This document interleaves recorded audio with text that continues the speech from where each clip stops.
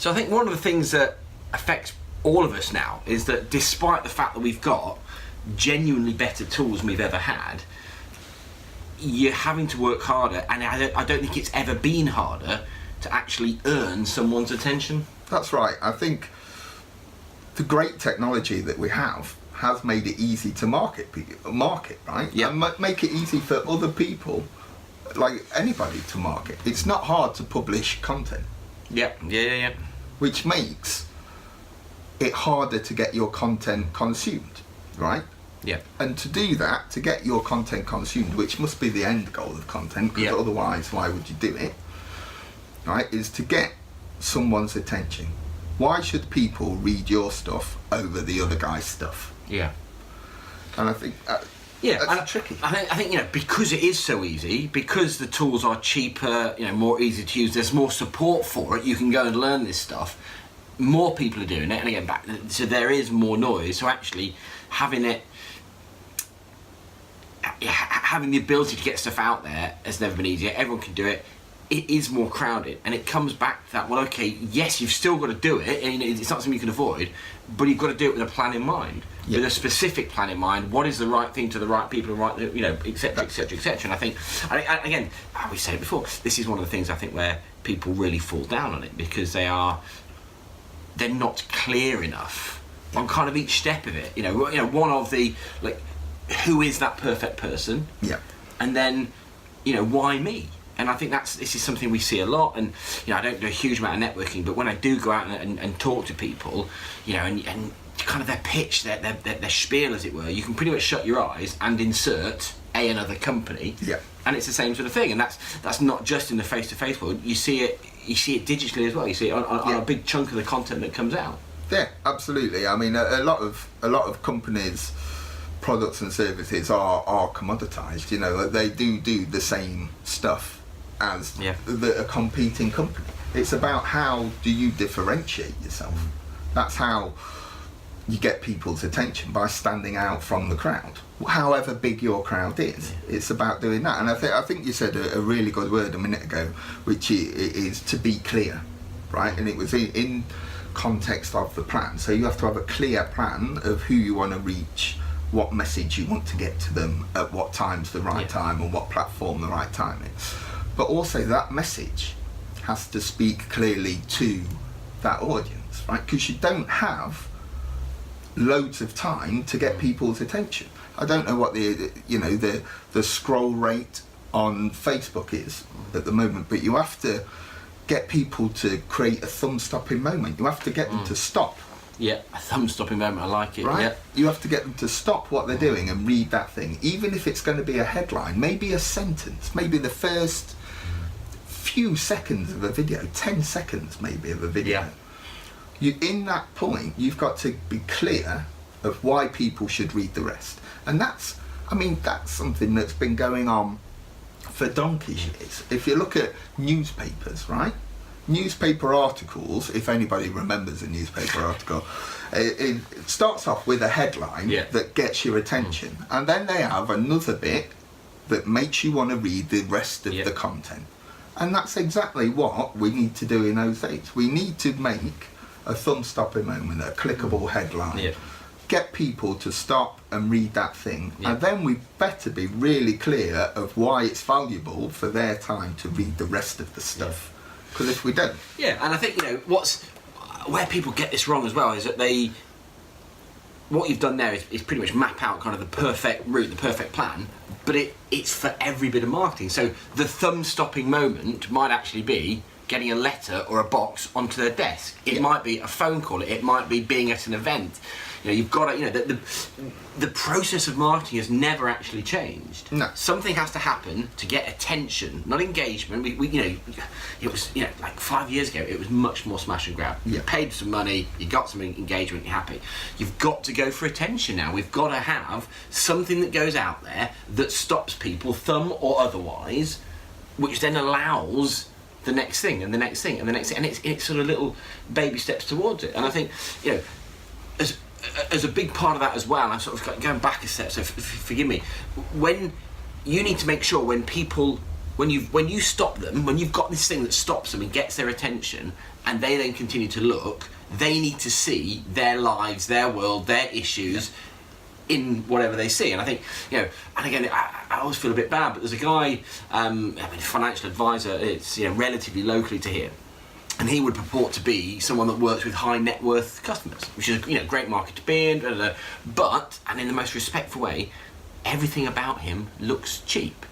And down into the website, down to how he dresses, into his car he drives, and I guess it's a difficult one to get into, but I'm kind of in deep now, so I can't really get out of it. But if you are driving, and he or she isn't, but if you're driving a knackered old Vauxhall Allegro, I have no idea. But if that's what you're driving, and you're purporting to be someone that looks after the wealth of high net worth individuals, they're going to look at that and think, well, you can't do it for you. How are you going to do it for me?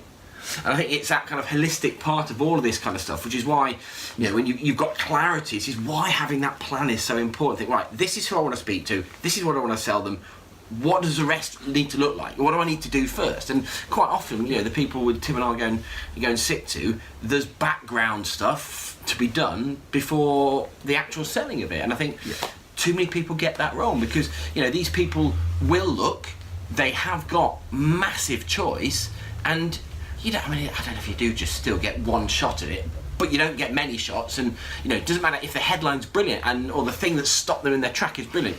If they then look and just think, nah, it's not for me, they're kind of gone forever. Yeah, and I think another great point there, you only get one chance to make a first impression, there isn't another chance. You get further impressions, but never a first impression. And that's, I still think, really valuable. There's, you should try and make that first impression as good and as representative as humanly possible, because you only get that. If you do that, they are more likely to pay attention to you on your other impressions. And I think you need to be proactive and conscious and think about, it gets a bit fluffy, but forgive me, what do I want that person to feel the first time they come across me? And that's as valuable in a networking room as it is in a mail campaign or an email. Or what's the emotion I'm trying to conjure up there? Because, that is really important. And weirdly, people tend not to think about that until 2 or 3 steps down the line, which is kind of odd, because when you're going for new things, you want these people. This is not about getting them to buy immediately, but you want them to be intrigued enough to have that next step and that next step and that next step. Absolutely. I think that, again, you hit the nail on the head, really. People think about that sort of stuff too late. It should be in the strategy, the first bit. You need a strategy first. When you look at what type of people you need to reach to achieve whatever you're trying to achieve, right? In there, you need to figure out everything. There's an exercise, a real simple exercise that everybody can do, called the ideal client. Map out your ideal client, whether it's they pay on time, where they live geographically, what they like for dinner, as much information as you want to do. Have fun with it, give it the people in your staff. But you map out that ideal client. Why shouldn't you aim for the ideal client? What sort of awareness would work for you for that ideal client? What sort of message do you need to get to that ideal client to make them happy?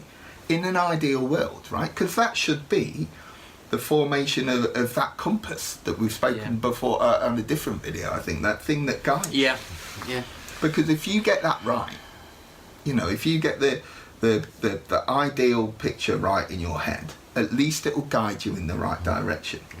I think what you end up here, I don't know if it's going out of fashion or this is just me being old-fashioned, you end up with sustainable marketing that actually from start to finish works, rather than just blasting it and smash and grab. And it's not as cool, it's not as sexy, people don't like it because I think we're still trapped in this, I'll just chuck a bit of money at it and it'll boom. Return, right? And you know what, there is still immediate return. I do think it's out there. I think it's harder to come across, harder than it's been for a few years, but I think if you are genuinely serious about the future of your business, you're genuinely serious about the company, you can't do it that way, because the two things I think are incompatible. You can't smash and grab and have it sustainable, because almost by definition smash and grab is easily replicable Yeah. Whereas actually building it, a proper campaign, and having this proper initial plan. What do I want to feel? What do I want to see when they look? How do I want the message to be? How do they? What are my steps into this? Yeah. That gives you something that is, something that you can do again and again and again. Something that can't be copied, and actually gives you a proper, sustainable plan that will deliver. And I think people have. I don't know. I don't think people have forgotten it or don't like it or. It's that thing that we always bang on about, the strategic, the helicopter view, the big picture thing that people don't do, because it's easy to focus on the presumed quick wins. Right? I can spend 50 quid on Facebook and in a week I might have some clicks. Yeah. Right? Which is brilliant. Or you spend a bit of time thinking about the right message to get to the right people at the right time, which will get the attention. But you do that, you get stuff like rapport and affinity with your customers, which means they'll come back and buy from you again. You won't have to just raise attention, just grab stuff. You've got more lifetime customer value, because the marketing strategy isn't a thing you need for 1 month. It's a thing you need to achieve your business goals, right? And attention is part of that, but you need to know who you need to get the attention of first, and how you're going to get the attention of them. And I think when you go down that route, it has kind of quite a good side effect of the fact that, broadly speaking, like mixes with like. Yeah. Your target market will mix with other people in your target market. Yeah. And if you go and have a proper human marketing conversation or human conversation, they are so much more likely to say, oh, have a chat with these guys or this. There's a, I don't know, this is where we get fluffy again, but there's a warmth there. And that's what all marketing should produce. But that, I think, is something that people have forgotten on the way. Yeah, there's another kind of a Seth Godin thing, right? That I think I have affinity with him because we have the same hair and stuff. But the first 10 he wrote about. So whenever you ship a product or a service or whatever it is, whenever you go to market with a thing, right? The first 10 people you should tell should be people who love it. That's an emotive feeling, right? Because if you get that right, if you get them to love it, if you go, my product's amazing, these people should love it, and then you tell them about it and they don't love it, you've got something to work from. But if they do love it, they tell other people, and you know it's good enough that other people will get attention. You've got a real good foundation there of something to scale on it. Yeah.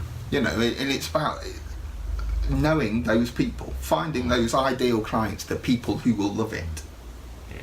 Right. And I think that's it. I think that is right up there with the biggest problem at the moment, I guess, because people don't have that. They haven't done that exercise. They don't have that.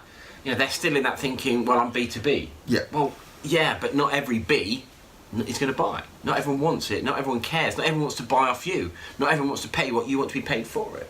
And this is where without that proper plan, without that kind of drilling it right down, say, right, this is it, this is my compass, and let's work that. Yeah. I think you're going to end up in a place where you're spending a lot of money, you're getting very frustrated, but not really moving anywhere. That's it. And I think putting that bit of effort in early doors in the strategy side will help you earn the attention of the right people. Yeah. And then stuff will happen. And you end up with something sustainable.